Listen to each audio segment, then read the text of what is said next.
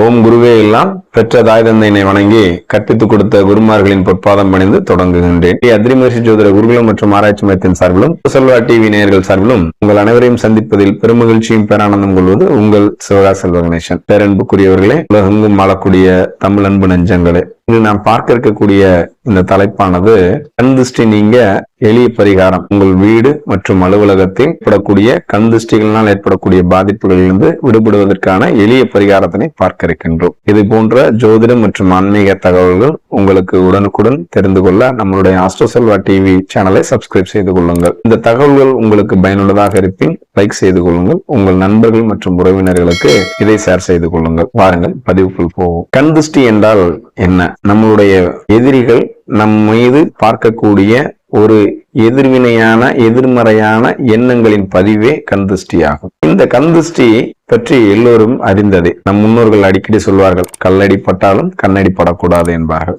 ஆக இந்த கண் திருஷ்டி நீங்குவதற்கு நம் முன்னோர்கள் செய்து கொடுத்த நாம் பழக்கத்தை நாம் மறந்து விட்டோம், அவ்வளவுதான். இதை மீண்டும் நாம் செய்யும் பொழுது அற்புதமான பலன்கள் நமக்கு கிடைக்கின்றன. கண் திருஷ்டி ஒரு நல்லா படிச்சுட்டு இருக்கக்கூடிய குழந்தை திடீர்னு பார்த்தீங்கன்னா நல்லா படிக்க மாட்டான். அதே மாதிரி கணவன் மனைவி ரெண்டு பேரும் ஒரு ஃபங்க்ஷனுக்கோ அல்லது ஏதோ ஒரு நிகழ்வுக்கு ரெண்டு பேரும் ஜோடியாக கிளம்பி வெளியில் போனாங்க அப்படின்னா, போகும்போது மகிழ்ச்சியாக போவாங்க, மீண்டும் வீட்டுக்குள்ளே வரும்போது அதிகப்படியான சண்டைகள் வரும். இது ஒருவருக்கொருவர் கருத்து வேறுபாடு உருவாகிறதுக்கு காரணமாக இருக்கும். அதே மாதிரி நல்லா தொழில் நடந்துட்டு இருக்கக்கூடிய இடம் திடீர்னு பார்த்தா தொழில் ரொம்ப நட்டமடையக்கூடிய ஒரு சூழல் ஏற்படும். வியாபாரம் ரொம்ப சூப்பராக சூப்பராக நடந்து கொண்டிருக்கும். கடைசியில் அந்த வியாபாரமே நசிந்து இருக்கக்கூடிய ஒரு சூழ்நிலையும் இருக்கும். பட் இதுக்கெல்லாம் காரணம் என்ன அப்படின்னு பார்த்தீங்க அப்படின்னா, நமக்கு கண் திருஷ்டியும் ஒரு காரணமாக இருக்குங்க. இந்த கண் திருஷ்டி பரிகாரம் யாருக்கெல்லாம் தேவைப்படும் அப்படின்னு சொல்லி நம்ம ஜோதிட ரீதியாக பார்க்குறோம் அப்படின்னா, இந்த ஒருவருடைய ஜனன ஜாதகத்தில் லக்னம் அப்படின்னு சொல்லப்படக்கூடியது அவர் ஜாதகருங்க. இந்த லக்ன அதிபதிங்கிறவர் ஜாதகர். இந்த லக்னம், அந்த லக்னத்திற்கு 6ஆம் பாவகம் என்பது அவரினுடைய எதிரியை சொல்லக்கூடிய பாவகம் தான். இந்த லக்னத்தை விட, லக்ன அதிபதியை விட இந்த 6ஆம் பாவகம் அல்லது 6ஆம் பாவக அதிபதி வலிமையாக இருந்தாலோ அல்லது 6ஆம் பாவகத்தில் ஒரு வலிமையான ஒரு பாவகிரகங்கள் இருக்கும் பட்சத்தில் இவர்களுக்கு கண் திருஷ்டி மிக வேகமாக வர்றதுக்கு வாய்ப்பு அதிகங்க. சரி, இது ஜனனகால ஜாதகத்தில் மட்டும்தான் பார்க்க முடியுமா அப்படின்னா இல்லை, பிரசன்னத்தில் மிக அருமையாக சுட்டி காட்டக்கூடுங்க. ஏன்னா ஜாதகமே இல்லாத நபர்களுக்கு கூட அவர்களுடைய நிலையை தெரிஞ்சுக்கிறதுக்கு அற்புதமாக பயன்படக்கூடிய அந்த பிரசன்னத்தில் இந்த கண் திருஷ்டியை பற்றி உடனே அழகாக பார்த்துக்கலாங்க. இந்த லக்னத்திற்கு, அதாவது பிரசன்ன லக்னத்திற்கு 6ஆம் அதிபதியும் பாதகாதிபதியும் அல்லது அஷ்டமாதிபதியும் சேர்க்கையும் பார்வையும் தொடர்பும் இருக்கும் பட்சத்தில் கண்டிப்பாக கண் திருஷ்டியினுடைய பாதிப்பு அதிகமாக இருக்குது அப்படிங்கிறத நம்ம தாராளமாக சொல்லலாங்க. இதுக்கு என்ன பரிகாரம்? இதுக்கு எளிய பரிகாரம் என்னென்னலாம் செய்யலாம் அப்படின்னு பார்த்தீங்கன்னா, நம்ம வீடு மற்றும் அலுவலகம் ரெண்டுக்குமே சொல்ல போகிறோங்க. இந்த பரிகாரத்துக்கு என்னென்னலாம் தேவைப்படும் அப்படின்னு பார்த்தீங்கன்னா, ஒரு 5 பொருள் தேவைப்படுது. அந்த 5 பொருள் என்னென்ன அப்படின்னு பார்த்தீங்கன்னா, முதல் பொருள் கல் உப்புங்க, அது ஒரு கைப்பிடி எடுத்துக்கோங்க. 2வது பருத்தி கொட்டை, அது ஒரு கைப்பிடி எடுத்துக்கோங்க. 3வது 9 காய்ந்த மிளகாய் எடுத்துக்கோங்க. அதாவது உங்கள் வீட்டில் 3 நபருக்கு மேலே இருந்தாங்க அப்படின்னா ஒரு நபருக்கு 3 மிளகாய் வத்தல் வீதம் எடுத்துக்கோங்க. 4 சிறிதளவு கடுகு அல்லது வெண்கடுகு கிடைத்தால் வெண்கடுகு எடுத்துக்கலாங்க. 5, அதாவது உங்கள் வீட்டின் அருகில் இருக்கக்கூடிய 3 தெருக்கள் சந்திக்கும் இடம், அதாவது முச்சந்தின்னு சொல்லுவாங்க. இந்த முச்சந்தியில் கிடக்கக்கூடிய தெரு மண் கொஞ்சம் சிறிதளவு எடுத்துக்கோங்க. இதெல்லாம் எடுத்துட்டு இந்த 5ஐயும் எடுத்துட்டு உங்கள் வீட்டில் இருக்கக்கூடிய தேங்காய் ஓடு அல்லது கொட்டாங்குச்சி அப்படின்னு சொல்கிறோம் இல்லையா, அந்த கொட்டாங்குச்சி அல்லது ஒரு இரும்பு பாத்திரத்தில் இதில் எடுத்துக்கோங்க.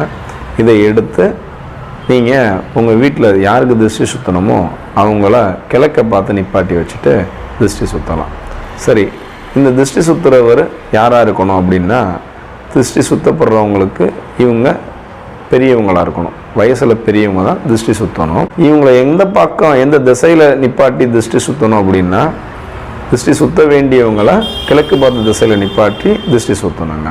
இது எந்த கிழமையில் செய்யலாம் அப்படின்னு கேட்டிங்கன்னா, வியாழக்கிழமையும் ஞாயிற்றுக்கிழமையும் செஞ்சீங்கன்னா மிக அற்புதமான பலன் உண்டாகும். இது அலுவலகத்துக்கு பார்த்தீங்க அப்படின்னா, இந்த அலுவலகத்தில் உங்கள் ஊருக்கு அருகில் இருக்கக்கூடிய புனித தீர்த்தங்கள் அல்லது நம்ம காசி தீர்த்தம், கங்கா தீர்த்தம் சொல்கிறோம்ல, அந்த கங்கா தீர்த்தம் அல்லது உங்கள் ஊருக்கு அருகில் இருக்கக்கூடிய கடல் தீர்த்தம், இப்போ திருச்செந்தூர் கடல், ராமேஸ்வரம், இது போன்ற கடல் தீர்த்தங்கள், சேது சமுத்திரம், இது மாதிரி கடல் தீர்த்தங்களே எடுத்துக்கலாங்க.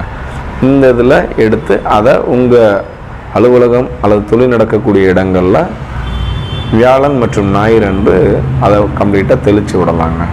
இதை தெளித்து விடும்போது உங்களுடைய அலுவலகத்தில் இருக்கக்கூடிய திருஷ்டி கம்ப்ளீட்டாக குறையும்.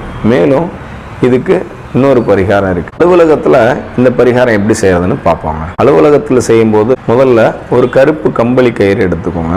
இந்த கருப்பு கம்பளி கயிறில் ஒரு படிகார துண்டை கட்டிக்கோங்க. அடுத்தபடியாக ஊமத்தங்காய் அல்லது குமட்டிக்காய் என்று சொல்லப்படக்கூடிய இந்த காயில் ஏதாவது ஒன்று, இதில் எது கிடைக்குதோ அந்த காய்க்கு எடுத்துக்கலாம். மூன்றாவது 7 காய்ந்த மிளகாய் எடுத்துக்கோங்க. நான்காவது மீண்டும் ஒரு சிறுதுண்டு படிகாரத்தை வச்சு கட்டிக்கோங்க.